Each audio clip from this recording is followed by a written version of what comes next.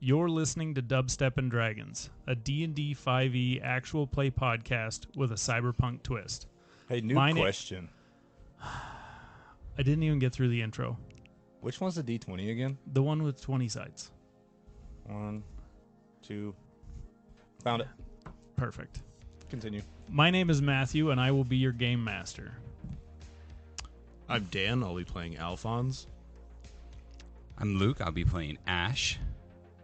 I'm Bo. I'll be playing Norris. I'm proud of you for remembering your name. I had to write it down. I'm sure you did. I also did. It's okay. I did too, so you're good. You're the only smart one here, Matt. This is going to be our session 0. So listen to the chaos, and we're going to try to figure out what exactly we're going to be doing. Little background on the world we're playing in. We're going to be Earth 2093, 6 years after a nuclear apocalypse, essentially. The cities in the 2050s were equipped with these massive filter towers. Oh, 1 second. Maybe we should describe for the viewers what the nuclear apocalypse looked like. Very big boom. Nuclear. Very big boom. So yeah. essentially, I like it. so essentially, the U.S. president and his wife were assassinated, and a bunch of countries wanted to take credit for it.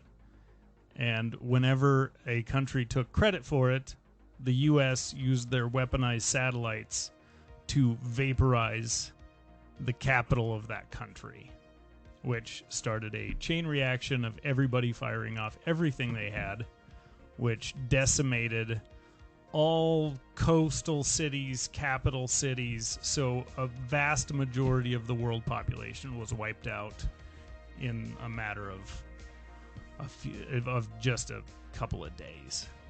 Like it. So the inland cities, our story is mainly going to start in Kansas City. The inland cities had these massive filter towers, which allowed the people right around them to survive the radiation and pollution and ash because they were filtering out the air and making the environment survivable. Outside of the cities, Do those filter farts as well? absolutely. The cities smell wonderful They in do. spite of all the people stacked on top of each other. Do they stack air fresheners on these towers?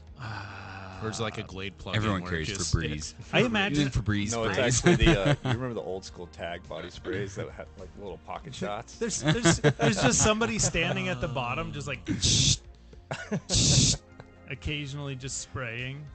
I'm It's glad just that's- Axe body spray in the air. I love that. Gross. Yeah. That'd be the best job. I would imagine they would have like injectors that are that would pump smells in to make the place not smell like dog shit.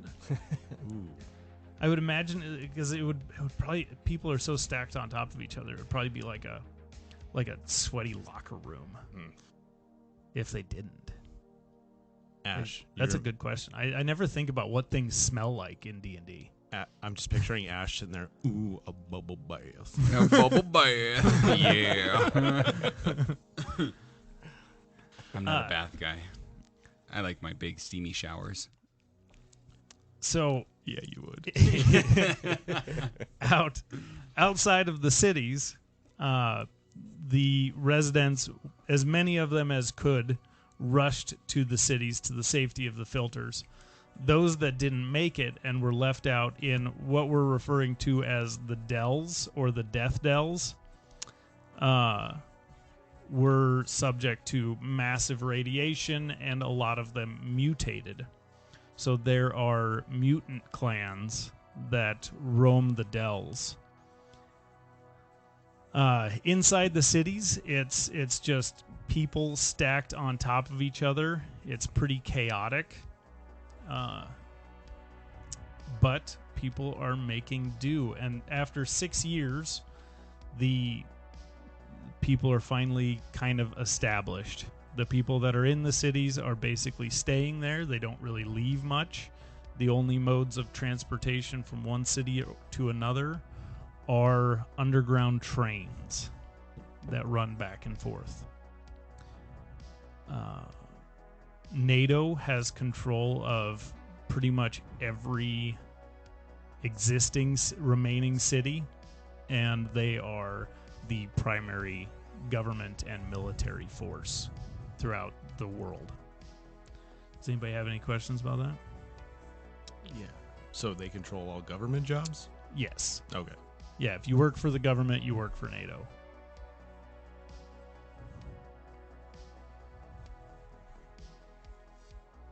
Note take. Please continue. So we can start by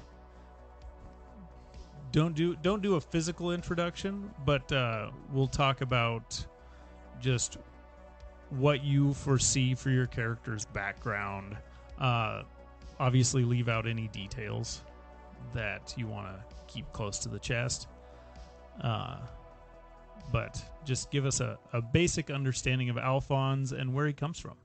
Skip me. I'm pretty nervous. We should definitely go with someone else. Very good. Mr. Norris, or Bo, you don't seem to ever get nervous. So you want to go first? And also, so Bo has only played 3 D&D sessions. The rest of us have been playing for about a year and a half, something like that. I have been DMing for a little over a year, roughly. Yeah. And Dan, the nervous gentleman, he's DM'd what, 4 sessions now? Yeah. Something like that. Yeah, he'll something close be to that. jumping in every now and then, maybe doing one shots and stuff like that. He's a pretty fun DM. So Bo, your character Norris is one that I'm really excited about. He and I worked together to kind of develop a pretty fun idea. And yours is probably going to use the most development because we're going to be making some changes. I like it. I am a barbarian, and I am a very skinny, tall, not your average barbarian. He modeled it after himself. I did. And he also has a very thick southern accent, much as myself after a couple of 3 Busch Lights. And I really don't Three's have... a really specific number. So classic. Well, you've been drinking Busch Light as long as I have it. You kind of start learning your limitations there. So everybody gets a mental picture. He's currently sitting with a Busch Light in front of him. Yes. And as far as character progression, I don't really have any expectations of what I want to see my character go, but What is something from like a sci-fi movie or anything like that like an interesting story arc or just a bit of flavor that you would really like to see in this campaign?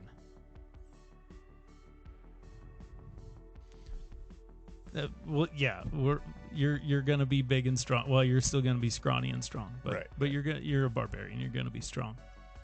But do you want like a redemption arc or anything like that? well, Am I stumping you? you are. You see, I'm new, so I don't know what that means. Honest question. What does your character look like? What? I can do that one. So my character, like we said, is very, very tall and very skinny, but is like really ripped. He's not like one of those like big meatheads that you see at the gym. He's just Like a tall Bruce Lee. yeah, like a tall Bruce Lee. Yeah, and he's very veiny, kind of like Bane, from the Batman movies, how he was like super veiny, but he's just very skinny. So nothing like Bane. So nothing like he has the veins of Bane, but very, very skinny and very cut. Gotcha. Every muscle fiber is seen. So a fun bit of flavor that we developed for him that you two don't know about. Norris is a member of the Deadhead clan, which is a mutant clan that that originates from Georgia. My home state originally. I don't need to make note of this, right? Because I'm not going to know. No. Perfect. No. It's just a fun bit of flavor. Essentially, the Deadhead clan, they didn't want to retreat from their homes in the mountains and go to the cities where all those civilized folk are. And essentially, the radiation and such made them very strong. It didn't really change their appearance much, but it made them very strong, and it slowly turns their brains to mush. Not far off from my real self. I ain't the smartest man. They rely very heavily on stolen cybernetics. So they raid cities, they raid trains, stuff like that, and steal cybernetic upgrades. The leaders are almost entirely machine at this point. Low-level grunts like Mr. Norris here have simple modifications like metal arms, metal legs, things of that sort. What did Mr. Norris do prior to all the shit hitting the fan? Because we do have a couple options with your characters. So your item that I made for you automatically gives you a set strength. So you have the option of taking that number that you rolled for your strength and swapping it with another ability score. So you could give yourself, you could be dumb but wise. Maybe you were a professor prior to the war, prior to all this happening. I like that. So you still have some residual wisdom in there. Could be an interesting option. Wisdom is a very valuable skill in D&D. It helps with perception and things like that. And then you can still have fun playing the dumb barbarian, but every now and then you say something very wise. which would work. Which could be good fun. So we can swap that around. Yeah. And because your strength score because of your cybernetics is already going to be pretty awesome. I like it. Yeah, I could be a professor of astrology. Oh, there you go. Astrology. I don't know. It sounded smart. Quantum physics, maybe? Maybe you need to provide me your definition of astrology. It's not study of the ass. Yeah. Well, I am not an astrologist. Or you could be. Yeah. Nah.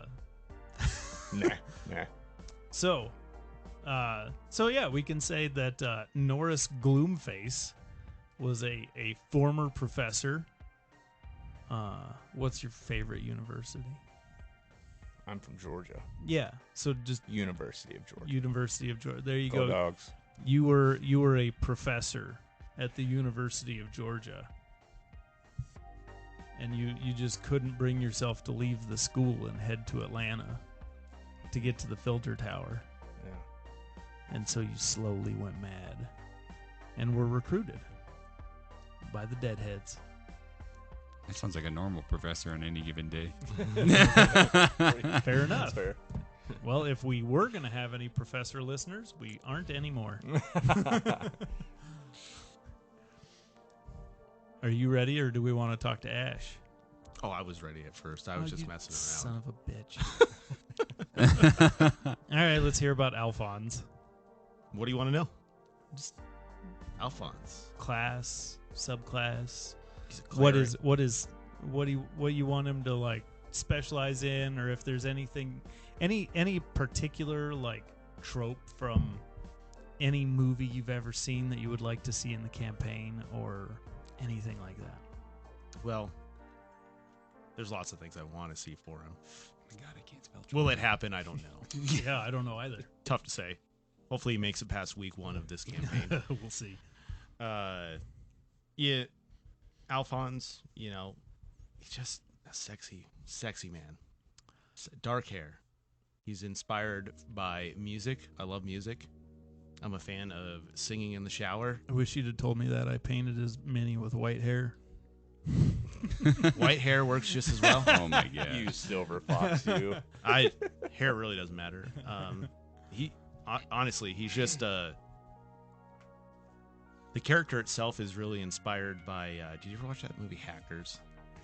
Oh, many years ago. Yeah. It's been so long. Just picture someone that is super into computers and knows how to randomly change things or alter cybernetics in this world, particularly. Oh, yes. Yeah. Maybe influence them through a little bit of music. Oh, hot. Or he's just gonna make dumb jokes. I don't know. Either way works. We're just here to have fun, right? Absolutely. Did that answer your question? And Dan has a beautiful singing voice. We heard examples of it prior to recording. I was told I need singing lessons after this first campaign. No, it was just an offer. It wasn't. I wasn't insisting. It was an offer. I wasn't insisting. I was offering. Not that I would give you singing lessons, but Are you sure? you don't want that. I was in choir in middle school. Me too. Good old Norris will give me some singing lessons. Yeah. I can show you where the handles are in the bucket anyway, at least carry you the tune. Oh, good. Anything you would like to see in the campaign? Yes. I would like to see. Pregnant pause. I would really like to see. So mainly, I'm really looking forward to seeing how people are going to flavor things to fit this world. I'm very excited for it. Yeah, and you're specifically a class that will be a bit more challenging. Something I forgot to mention earlier is there is no magic in this world. The character or the players are responsible for reflavoring and reskinning any skills, abilities, spells, anything they have is going to be reskinned as technology. So the only limitation is their imagination. If you can figure out a way to describe how your spell or ability works while using technology, and it could be nanotech, it can be whatever. I mean, in regular D&D they use magic and crystals, so I'm not gonna nitpick. Oh, that doesn't make sense. but you being a bard, that's going to be an interesting and challenging one to reflavor. I'm excited. I also am. To answer your question before, I am a bard of College of Lore. That is my subclass. Skill monkey. Hoping to be. Yeah, Hoping to be. absolutely. What else do you have for us, Fearless Leader? Oh, I have so much. You ain't ready. What other questions would you like me to answer about Mr. Alphonse? Does Alphonse have any family, any close friends, anybody that I can use against you as leverage? Well, to be honest, he is a military pet. Mm-hmm. He got in a little bit of trouble when he was younger. Mm-hmm. Not much more than that. We don't know much more than that, or nothing more than that exists? Nothing more than that exists. Uh-huh. So a lone wolf. Okay. What are kind of and this is a question for Norris as well. What are some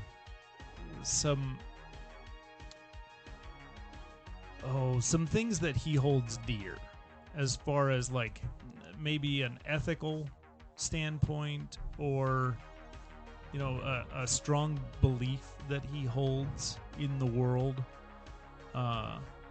Is he an inherently selfish and takes care of number one? Is he charitable and takes care of people around him and things like that? He definitely has a facade.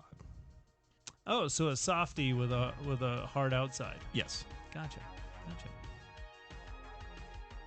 Usually bards are squishy all over. Well, see, I have technology backing me up in this one, so It's true. Yeah, and with that, just so everybody is aware, our Arcana skill is going to be our stand-in for technology. So if I ask for a tech roll, that is their Arcana skill. And there's a few of them that will be translated that way, but for the most part, they're staying original. There's only a few changes, which is an interesting challenge with you being a hacker and a bard, being that bard is charisma based and Arcana is intelligence based, but you still have fairly high Arcana. So we do a rolling for stats, and these guys all rolled like god stats. So I'm gonna have my my hands full trying to challenge these guys. And it doesn't help that I love to make homebrew weapons and things that turn them into superheroes. Dun, dun, dun, dun. Anything else that he just personal little tidbits that you would like to reveal, or yeah, I mean, so Alphonse, his history doesn't exist because it was unwritten. There's stuff there. Just have to listen to find out more. Very good. How about let's go back to Norris, because he made me think of questions that I wanted to ask. Norris is ready. Does Norris? So Norris is a bit of a madman.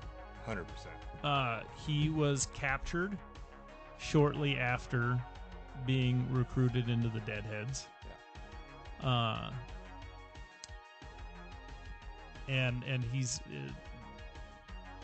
spent the last several years being essentially studied, so that they can try to understand what happened to the Deadheads and if it's reversible or anything like that. He didn't know that. I just told him that. I knew that all along. Fortunately, sometimes my players like to give me a bit of creative license with their characters, and that's fun for me. So, being that he's spent several years in captivity and not exposed to additional radiation, so your brain hasn't totally turned to mush like the rest of the Deadheads. Do you think he would have maybe started to regain some of his a limited amount of his old self, or do you think he would still be a loyal Deadhead? Well, he's a very stubborn man, but he has always been pretty loyal, so I feel like he's kind of conflicted because obviously he was a professor, and so he still has some of that wisdom and knowledge of like how things used to work, but he's also torn between that loyalty to the clan that he was a part of, so I feel like he has a lot of internal demons that he just projects as anger. Perfect. Conflicted characters are always the most fun. Yeah, he's a very, very deep person for not being so smart. and yeah, we'll leave it there on that. There's a lot there to unpack with Norris. How about Ash? Tell us a little bit about Ash. Yeah, so Ash. Oh, where to begin? Mother died when I was very young. Raised by my father, who was one of the tech higher-ups and starters of one of the tech companies in the world, Noogle. Noogle. Yes. So one of the tech higher-ups of it and starters of it. when I was about 9 years old, he ended up vanishing or disappearing, or presumed dead. Don't really know. So was that? How old is Ash? Right now, I am. We're doing human years, right? Yes. Okay. I'm So- about 25. Okay. So the war happened when he was 19. Yep. And his father disappeared when he was 9. When he was 9. Yep. Okay. So you don't know. It could have been because of his job. It could have been just a random street thug. Because Could have been multitudes of things. I don't know. Okay. No one really knows what happened. Any other family? Any living family? None living at the moment. None or of that- you are giving me anybody to blackmail you with. none that I'm aware of yet. So I raised by my grandparents all the way through. Started college when I was 18 at Caltech University, and started with computer science, and then the war happened. During the war, picked up a lot of good skills. Started wielding more of a sword. I was always a sword kid when I was growing up. I know, right? So, growing up, always a sword kid. Do you still play with your sword? Every once in a while. Every day. Okay. Just want to check what Speaking sword we're for talking him, about. obviously. I didn't know what kind of sword The we're talking character, about. Yeah. Oh, okay. The character plays with his sword every day. Yeah, he's a. Yeah, I play with it. You gotta hone those skills. Yeah. It's a giant sword. He must have glue to steel. And I still own a lot of shares in Noogle because my father was one of the startups. Oh, rich boy. So, Gonna have but to they make all don't know money that I'm disappear. I'm very silent. I don't really want to be involved with the company. But after the war, they tried to get me to come back, and I'm still up and down on it. So, I am a paladin. Stand about 6'2", weigh about 205. Pretty muscular. Ripley. Yeah, we'll go with Ripley. Believe it or I like not. that Ripley. It's that Ripley name. Paladin. I do carry around a great sword. So running the paladin class. And it's led me up to here. Which, in a different world, that would seem very strange. But in this world, people are always looking for ways to protect themselves.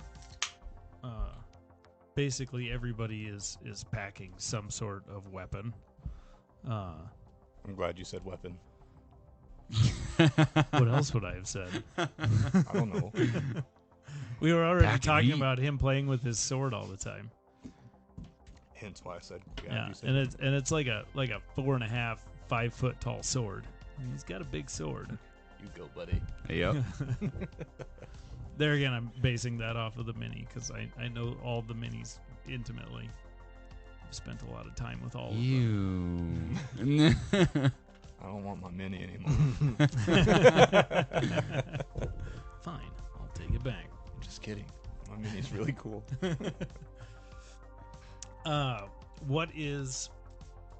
What's something that you would like to see for Ash in the campaign, or even just not even for Ash, but just something you enjoy in storytelling? For me, I would like to see, of course, how the world evolves and how people play in it. I really am excited to see how this works. And then also, for the character-wise, I would like to know what all happened to my dad. There's no evidence of anything. Did he go missing? Did he vanish? Did someone kill killed him? Right. Of course, the DM kills him. It was me. Yeah. That's kind of what I'm looking for. Very for it good. to. What are some questions you guys have about the world? Because I'm sure there's so many things that I have neglected. We'll finish up talking about the world, and then I will introduce the list. We have a short list of homebrew rules that we're going to be. Some of them are new. Some of them are rules we've been using. But is there any questions you guys have about the world in general, just so you know what you're getting yourself into? Well, right off the bat, how dangerous are all these companies? The companies are all fairly shady. As far as dangerous, they do a good job of putting on a great facade. Everybody kind of knows that they have shitty back alley dealings, and they're constantly manipulating the population and things like that.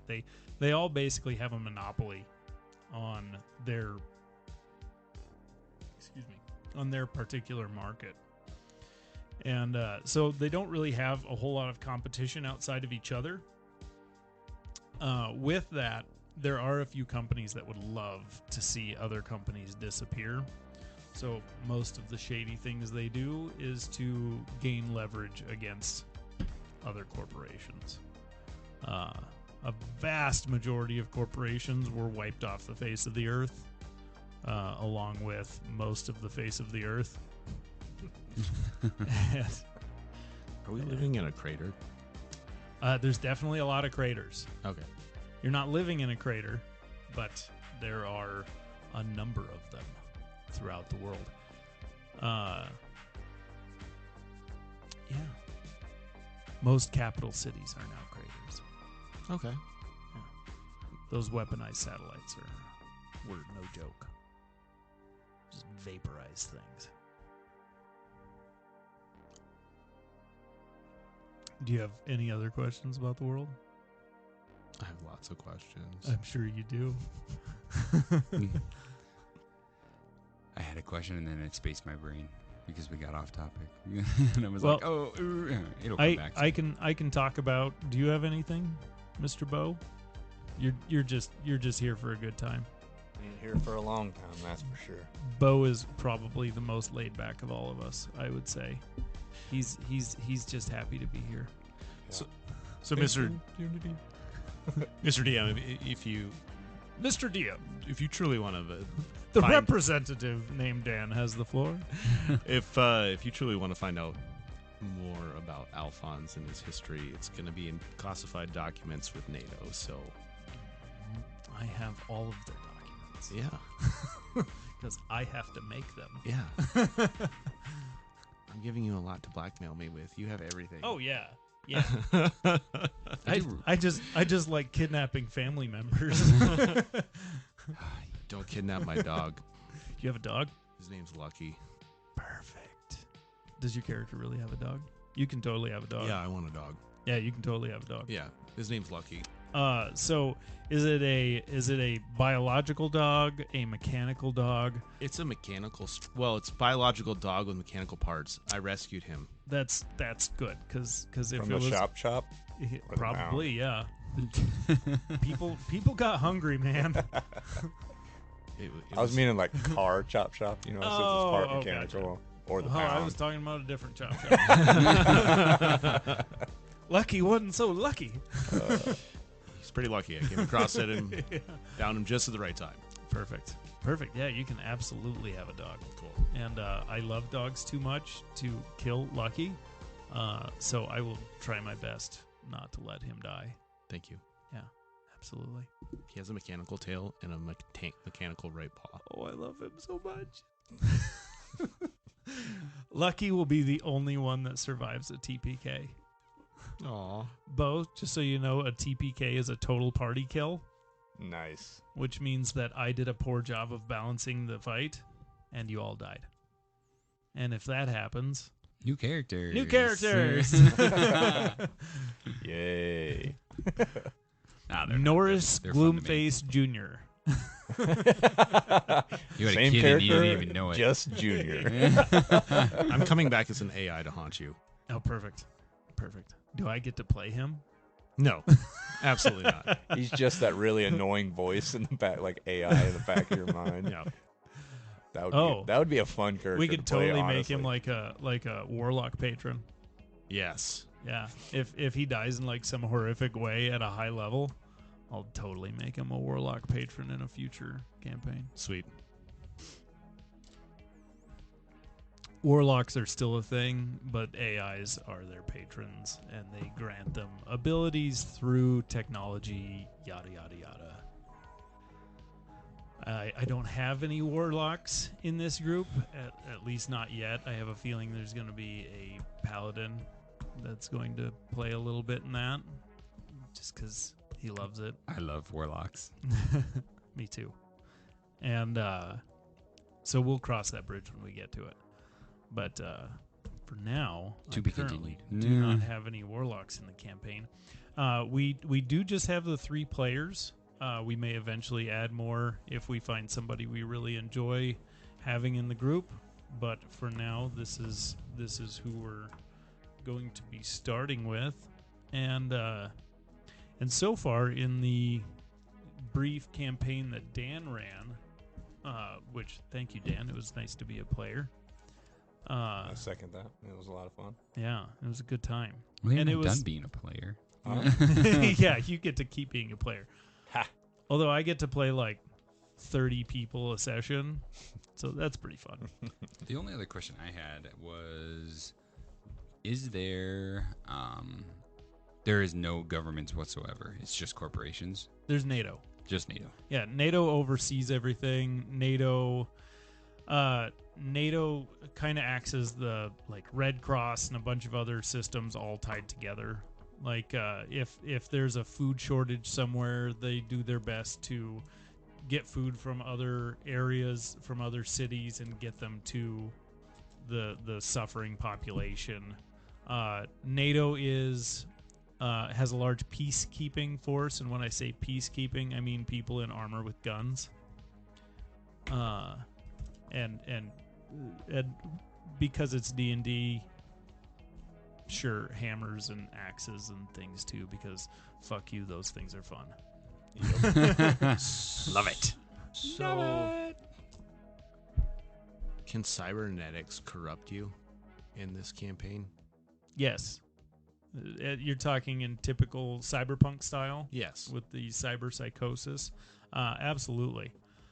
We won't get to that point until you guys get to the higher levels, like 10 plus.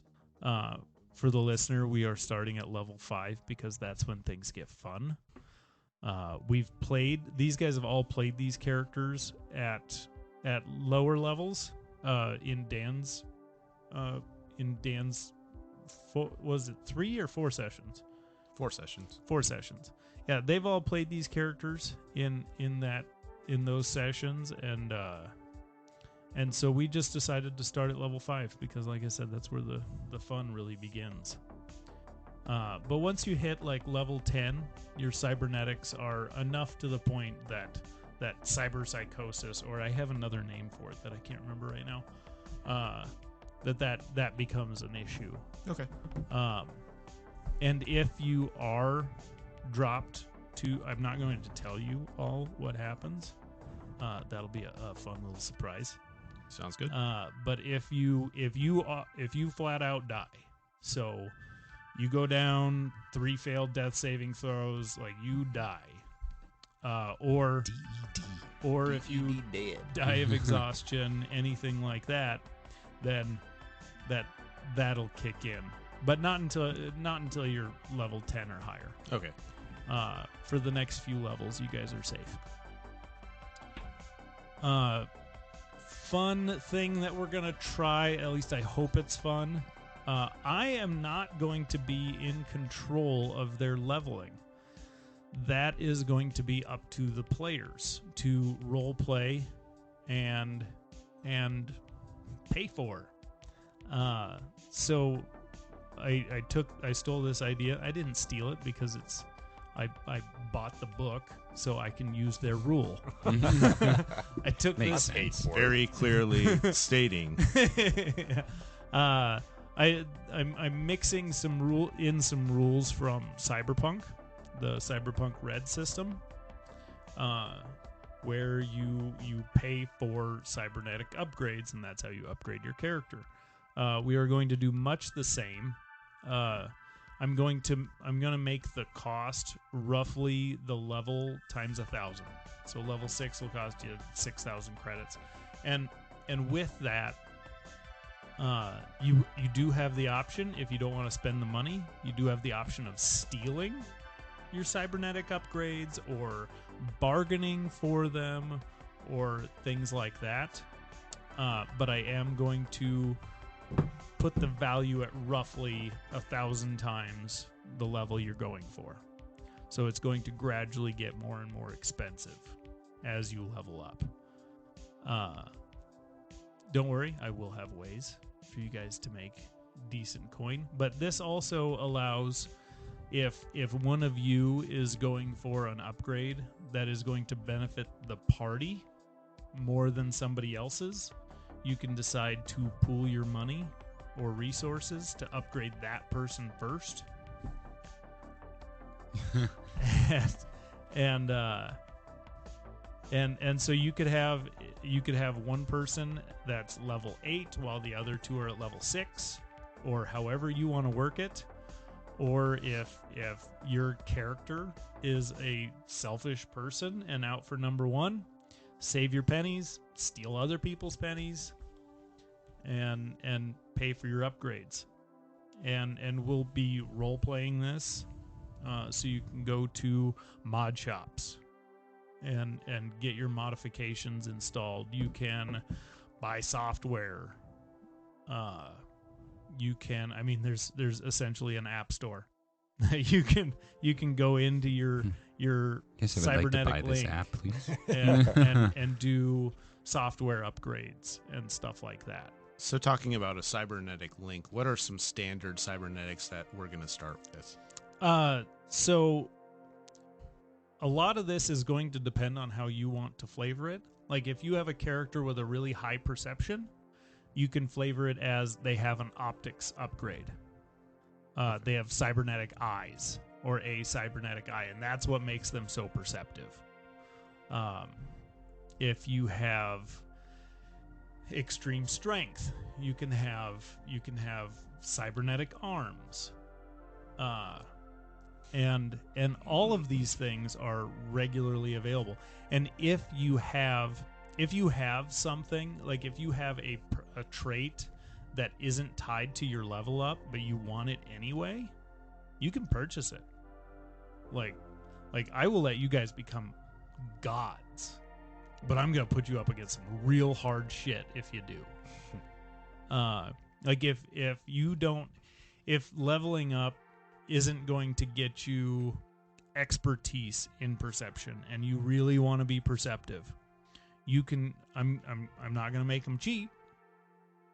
And we can kind of negotiate outside of game, like, okay, what's a reasonable price for this? But you can purchase upgrades to make your character more perceptive, or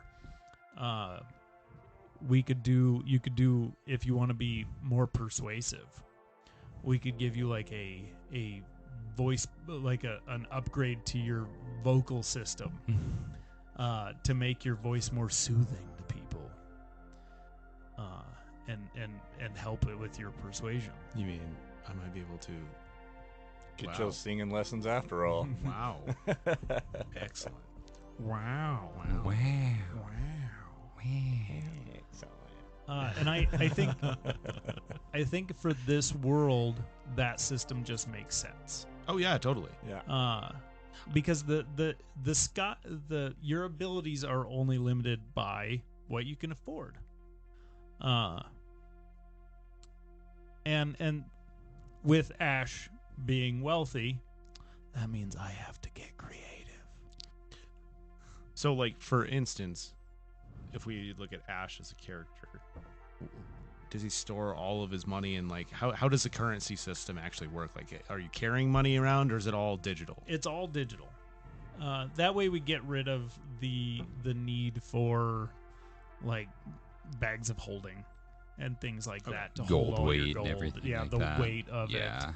And also in this world, technology rules, and so digital currency, and also just the fact that so much of the assets that backed up traditional currency was either lost or vaporized, or just impossible to get to. Required them to make up a credit system. So gold is worth a ton. If you find gold, it is extremely valuable, especially since they need it for circuitry and stuff like that. If you find precious metals, and they are out there, if you find precious metals, they are extremely valuable.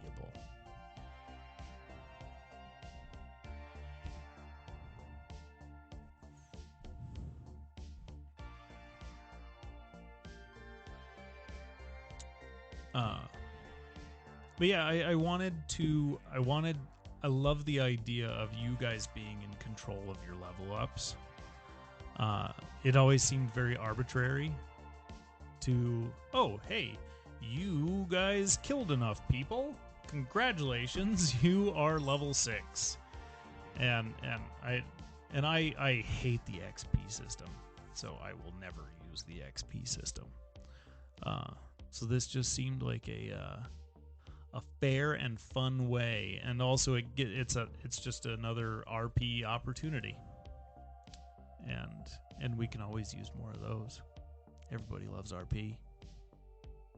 I mean, who doesn't? Yeah, and That's actually, why we play it, right? yeah, actually, a little bit of insight into this group. This is a fairly RP heavy group.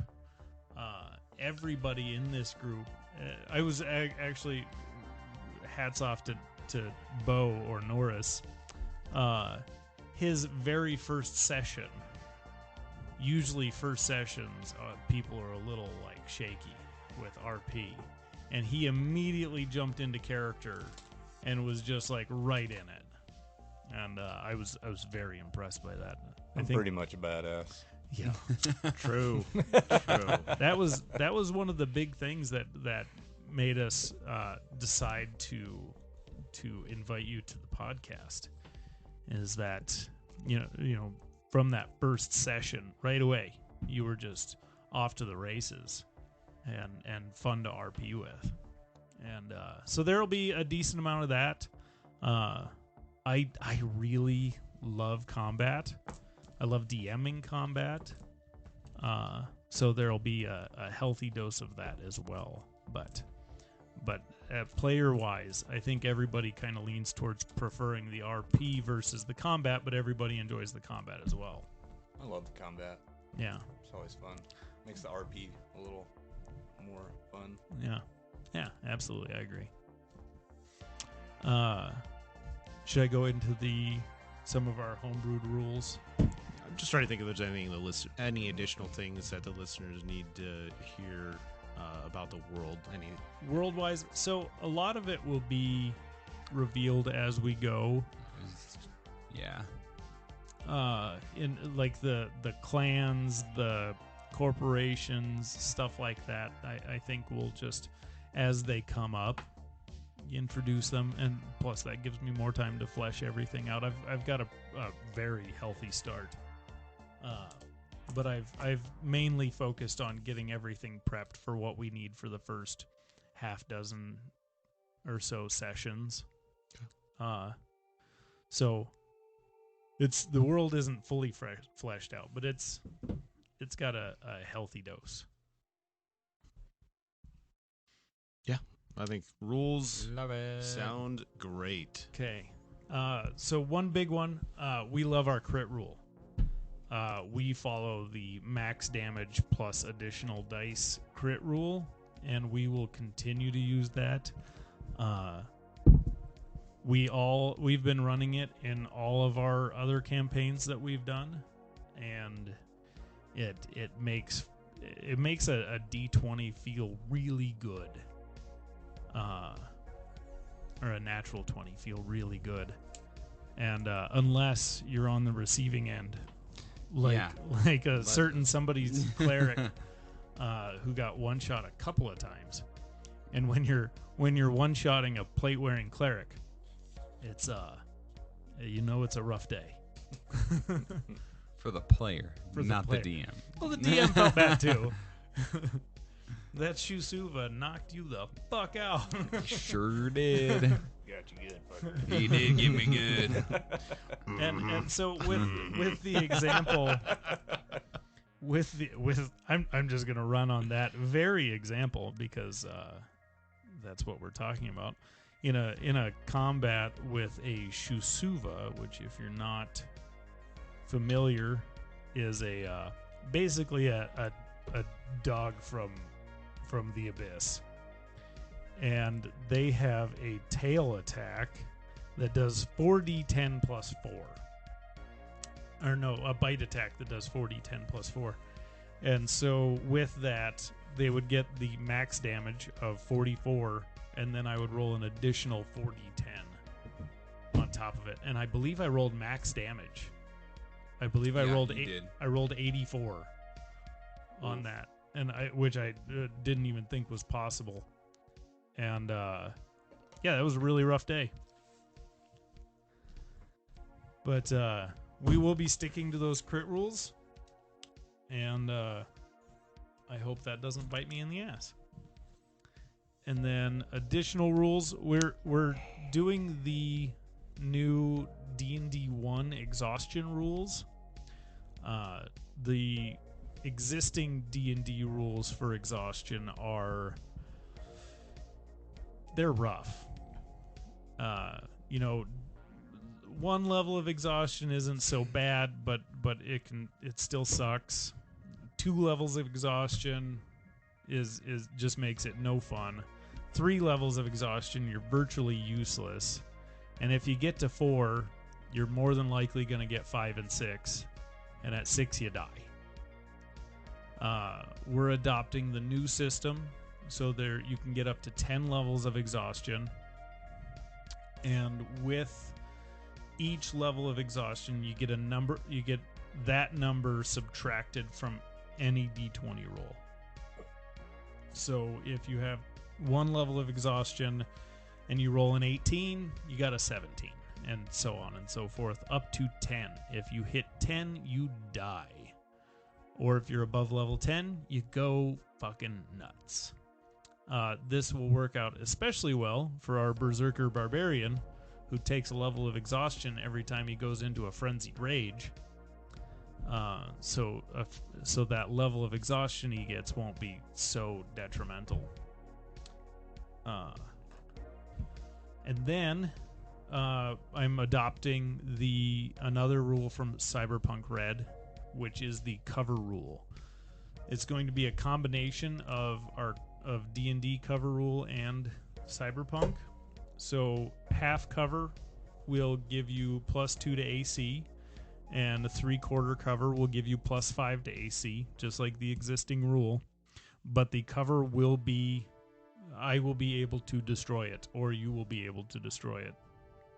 So if you're hiding behind drywall and expect that to be your 3/4 cover from somebody with a shotgun, good luck. That drywall has 4 hit points. And I'm going to blast a hole right through it, and you take whatever damage is remaining.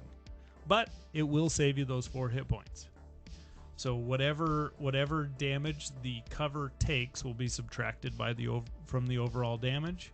And as long as they still hit your AC, then the whatever it is will pass through the cover and hit you. Does that make sense to everybody? Yes. So if you hide behind concrete, you're gonna be all right. I think on the list I have, concrete has like 50 hit points. So it'll absorb 50 hit points before it's destroyed and passes damage through to you. But if you hide behind sheetrock, like I said, it's gonna absorb 4 hit points, and then you're gonna take the rest. You are going to be dealing with a lot of ranged attackers. I won't do solely ranged attackers, obviously, because then that takes our 2 melee fighters and puts them at a severe disadvantage. Because there's obviously going to be people that rely on their strength, similar to barbarians and paladins. People with big metal arms or things like that. People that rely on speed and so, but guns are going to be the most prevalent. So definitely expect some shootouts, stuff like that. We will make sure that you guys, if you can't get into range, we'll make sure that you guys have some way to fight back at range. Sounds good. Works for me. Yeah, but I never want you guys to feel like you have no options in combat. So even if it is a ranged attacker, you may have to be creative, but I will always make sure there's a way for you guys to shine. Even if you have to get real weird. I like getting weird. And it begins. Let me see. I think that was the end of I think that was all for the homebrewed rules. Because the idea of I wanted to do that just because the idea of being able to hide behind something flimsy and rickety, and it take a shotgun blast or something like that just seemed absolutely ridiculous. Oh, the only other, and I covered this with the players, they're all starting with max HP at level 5. Going forward from level 5, they will have to roll for their hit points. But at level 5, everybody's starting with their max. Because that allows me to throw some crazier shit at them. And that just seems like fun to me. Sounds good to me. Okay. I don't have any more questions. Does anyone else? No, I really don't. All right. Perfect. Well, that will wrap up our first session. If you've made it this far in, we really appreciate you listening, and we look forward to telling some crazy stories about goofy people in a very serious and dark world.